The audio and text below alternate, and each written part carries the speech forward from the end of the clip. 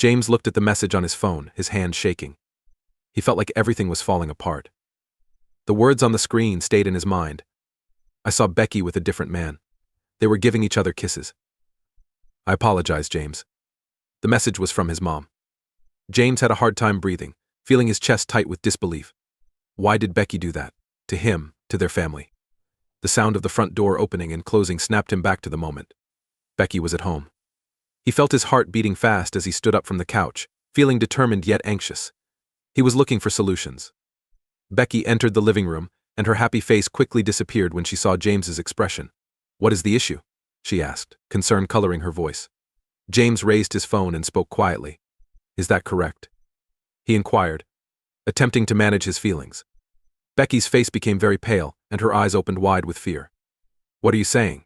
She stammered, but James could see the guilt etched into her expression. Don't tell me lies. James yelled loudly, causing Becky to jump in surprise as his voice echoed in the room. The strong bond of trust and love built over the years felt like it broke when he spoke. My mom saw you, he said, his voice shaking. She saw you kissing another guy. Why did you do this to me? For our children. Becky had tears running down her face, and her voice was shaking as she tried to talk. James, I can explain. She begged, showing how desperate she was. James let out a bitter laugh, devoid of joy. It was a sound filled with pain, disbelief, and a heartbreak too deep for words. Explain, James asked, his voice rough and shaking. Tell me how you didn't keep your promises from our wedding and how you ended our life as a couple. His voice cracked on the last word, the weight of his emotions threatening to crush him.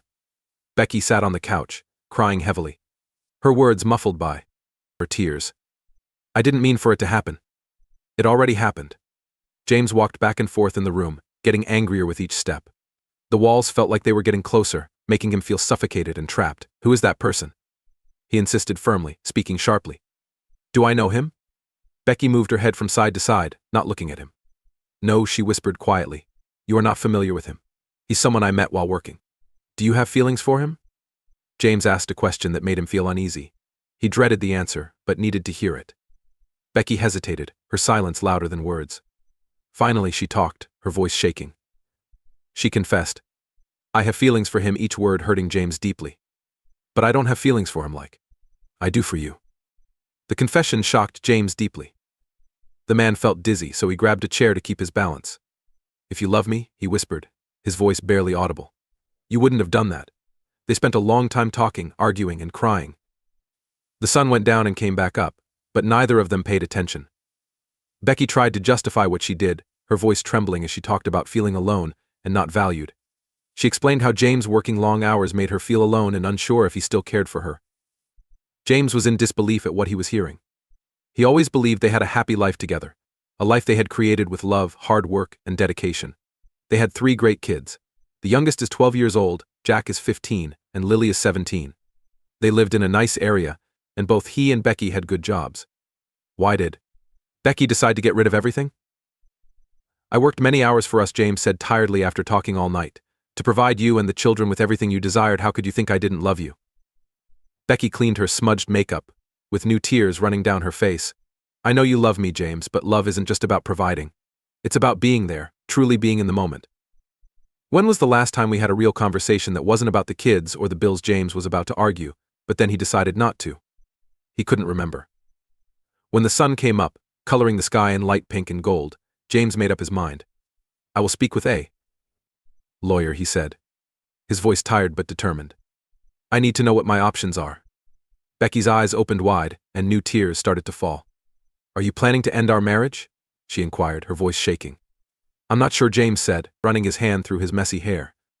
But I have to keep myself and our children safe. The following day, James, who had not slept well, sat in front of a lawyer. The news was not what he expected. Janet, a kind-faced woman with a calm demeanor, laid out the reality. She said that since you have been married for a long time and have children, getting a divorce will be complex and costly. There's a strong chance you'll have to pay alimony, and you'll need to divide all your marital assets. James leaned forward, frustration and disbelief clear on his face. But she was the one who was unfaithful. Janet agreed with understanding. I get it, James. This is a point we can bring up in court. However, in many states, the distribution of property and financial support for a spouse is not always based on who is at fault. The court will consider how long you have been married, your money situation, and what is best for your kids. The weight of her words settled heavily on James' shoulders. It didn't seem right. He had been loyal, worked diligently for his family, and gave up a lot. However, the system appeared to not care about that. When he walked out of the lawyer's office, he couldn't stop thinking. He was aware that the path ahead would be difficult and complex, but he was certain about one thing. He wasn't going to let this destroy him or his relationship with his kids. James expressed his anger strongly. Janet agreed with a caring look. "I get it, James," she said softly. "However, according to the law, this is not always as important as we believe it should be. The court's primary concern will be the welfare of your children." When James got back home, he saw Becky sitting on the sofa with her eyes red and puffy from crying. He repeated what the lawyer had said to him. He was observing how her face showed sadness, tears falling down again. "How can you do this to me?" She was crying loudly and sounding very upset.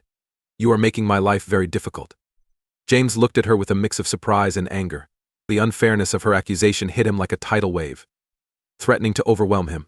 "I'm ruining your life," he shouted, his composure finally shattering. "You are the person who was unfaithful. What about our children? Did you consider how this would impact them?" Becky wiped her tears and slouched, feeling defeated by her actions. She glanced down, unable to look at him. "I didn't intend for this to occur," she said softly, her voice shaking. "I didn't want to harm anyone."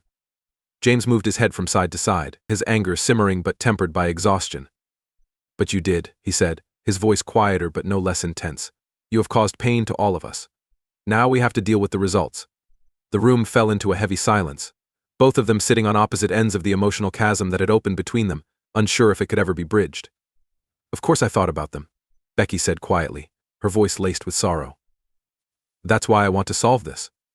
Can we attempt to resolve this? Is this for children?" James wanted to refuse. Every part of him strongly felt like he should leave and never return. But as he opened his mouth to refuse, his gaze fell on a family photo on the mantel.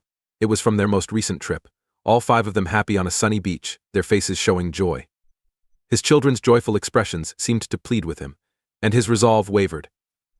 He thought about his kids, how sad and confused they would be if he left. He pictured Lily, getting ready to begin her last year of high school.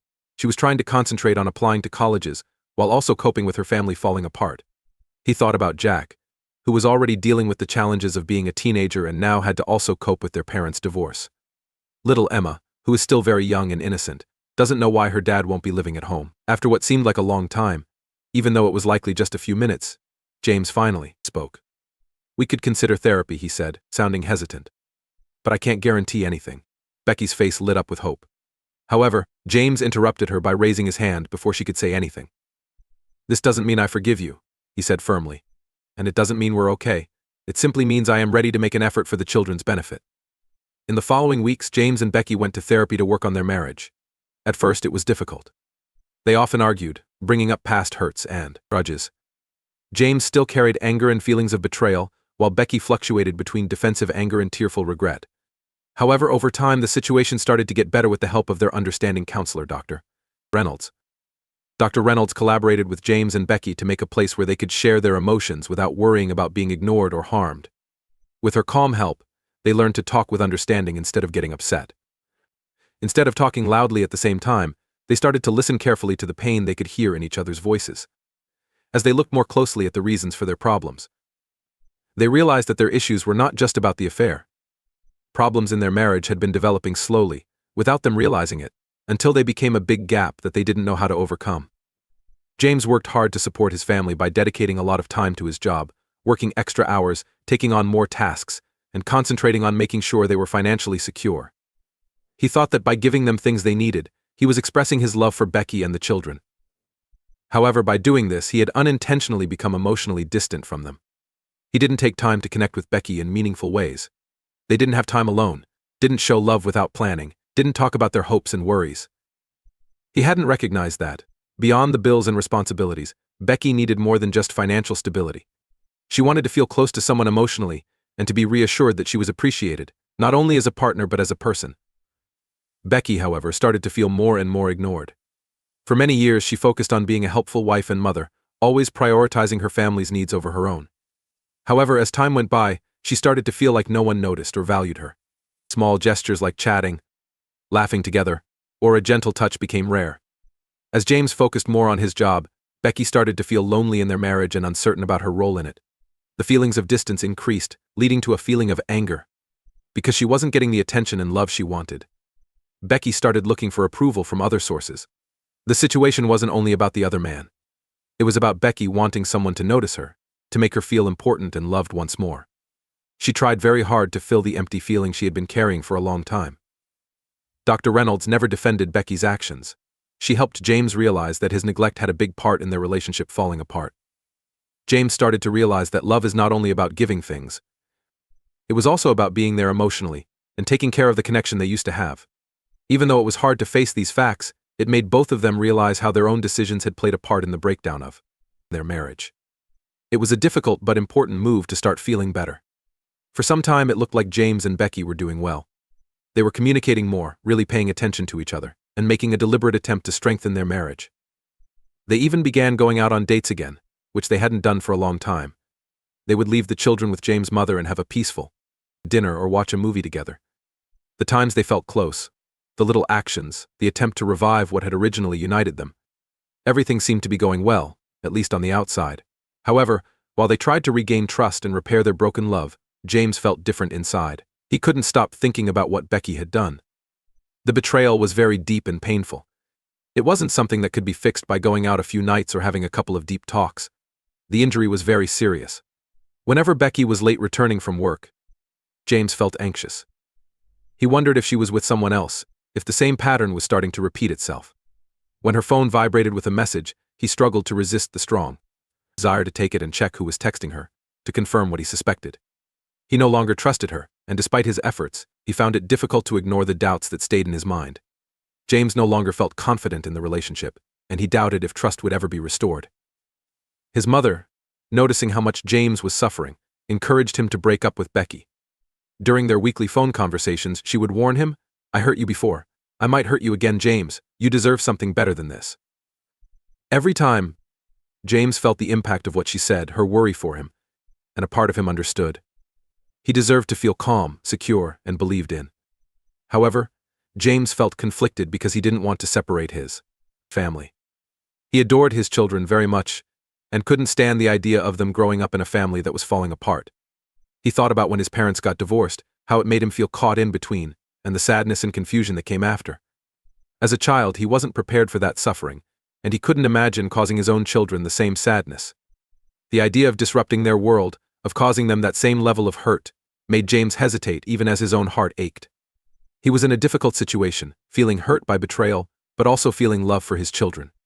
Every day he tried to make peace with two different feelings, but he didn't know how to progress. The pain was still present. He was trying to forgive Becky, but the pain from her actions stayed with him, making it hard to move forward and rebuild their relationship. James made a tough choice. He planned to stay with Becky until their youngest child, Emma, reached 18 years old and left for college. After that, he intended to go away. It wasn't an ideal situation, but he believed it was the best thing for his kids. He wanted to give them a secure home with both parents living together for as much time as he could. The years passed slowly. James and Becky were roommates, but their connection changed forever. They were like two people who didn't know each other well, living together as a married couple without the love and closeness that used to be a big part of their relationship. They concentrated on taking care of the children and keeping a feeling of routine in the house. But the love and trust between them had been irrevocably lost. James poured himself into his children's lives, determined to be the best father he could be. He always went to their soccer games and school events, assisted with homework, taught them how to drive, and was always available to listen or provide comfort when needed. Becky also tried her hardest to be a good mom. She made cookies to sell, supervised school dances, and put a lot of effort into making a cozy and affectionate home. Yet, there was always a sadness in her eyes, a lingering regret that never quite faded. The children, who were very observant, could feel the tension between their parents. Lily, the oldest sibling, once asked James why he and their mom never kissed like before. James paused, having difficulty finding the correct words. In the end, he mentioned that adults sometimes express love in various ways. It wasn't the best answer, but it was the only one he could provide. He wanted to protect his children from the harsh reality of their broken family. James wasn't certain if Becky really trusted him, but after a long time, the day they had been waiting for finally came. Emma, the youngest in the family, was going to college. While they assisted her in arranging her dorm room, James felt a mix of emotions. He felt that a chapter was ending, but also a sense of relief. He had fulfilled his promise to stay for the children, and now it was time to concentrate on himself. That night, when James came back home after leaving Emma, he sat with Becky at the kitchen table, where they had eaten many family dinners together. The house was very quiet without the children's noises. "I'm going," James stated, speaking calmly but firmly. "I stayed all these years for the kids, but I can't do it anymore." Becky's face crumpled as tears welled up in her eyes. "Please, James," she begged, her voice trembling. "We can start over now that the kids are gone. We can concentrate on ourselves. We can love again." James moved his head from side to side slowly, showing his sadness. "I'm sorry, Becky, but I don't think I can trust you anymore." Becky cried and begged him, saying that love is not possible without trust. However, James had already decided. The following day he gathered his belongings and left. It was much more difficult than James had expected, but he was sure it was the best decision. The children were very upset when they learned that their parents were separating after being together for a long time. They couldn't understand why this was happening. James made them sit down and did his best to explain. He said he cared for them a lot and had been with them all those years because he wanted to support them. He assured them that, even though he and their mom weren't together anymore, they would always be a family. With time, the children started to comprehend. They noticed that their father was happier. He smiled more and appeared more relaxed. They continued to spend a lot of time together, and their connection became even stronger. James was present for every significant moment. Lily finished law school, Jack got married, and Emma had her first art exhibition. He was always there for them, like a solid support they could always count on. James discovered that being by himself didn't necessarily make him feel lonely. He had his children, his buddies, and his job. He started to do things he enjoyed but had long given up. He started painting again, feeling comfort in the movement of a brush on the canvas. He became a member of a hiking group and found his passion for nature and excitement again. He was genuinely happy for the first time in a long time. Becky had a harder time dealing with the divorce. She believed that having James in their marriage would help them overcome any challenges, and that staying together showed how much they loved each other. The fact that they were no longer together was tough for her, and she struggled to move on from what had happened before. She tried to keep herself busy by going to events and meeting people, but she still felt lonely and full of regret. It wasn't just the end of their relationship. She felt sad because she lost the life she shared with James and all the dreams they had together. Even though she tried to progress, she frequently wished things had gone another way. James was willing to stay with them indefinitely, despite their relationship not being in a good place. Becky realized too late how much she had hurt him and how much she had lost because of her mistake. She went to therapy to figure out why she had taken a big chance for a short time. It was a tough and lengthy journey, but little by little, she started to feel better. The journey was difficult, filled with moments of self-reflection and regret. However, as time passed, Becky improved herself, accepting her imperfections and errors. As time went by, James' children grew older and started their own families. He turned into a great-grandfather, always ready for his grandchildren with a smile, a hug, and a funny tale. His children, even though they had suffered in the past, admired and cared for him very much for the decision he had made to remain in a difficult marriage for their benefit. They saw him as a role model of real power, toughness, and affection. For them, what he did was more important than what he said, demonstrating how much he cared about his family. One day, as James sat on his porch with his oldest son, Jack, watching his grandkids play in the yard, Jack asked him a question that had been on his mind for years. Looking out at the children laughing and playing, then shook his head. "No," he replied, with a slight smile. "It was difficult, maybe the most challenging thing I've ever done. But I gotta see you kids every day. I need to be present for all the significant moments in your life." That meant a lot to me. When James saw his son, who had become an adult with his own children, he understood that the choice he had made, despite the pain and effort it required, had allowed him to support his children when they needed him the most. And that, in the end, was more important than anything else. James felt very proud when he thought about all the challenges he had overcome. He had overcome the most difficult time in his life, and kept the promise he made to his children. Even though his marriage had ended, he had found happiness once more. James knew that real life doesn't always have happy endings like in movies. Sometimes mistakes were made that couldn't be undone, and sometimes love wasn't enough to keep two people together. But he also knew that even in the most difficult there could be moments of joy and love. He enjoyed spending time with his children and grandchildren, and that made him happy. When James said goodbye and saw his son leaving with his own family, he felt calm and content. He discovered that real strength is not about avoiding pain. It was about getting back up after falling and making the right decision, even when it was difficult. In the end, that was exactly what he had done. James returned home and closed the door as the sun was setting, smiling at the happy faces inside.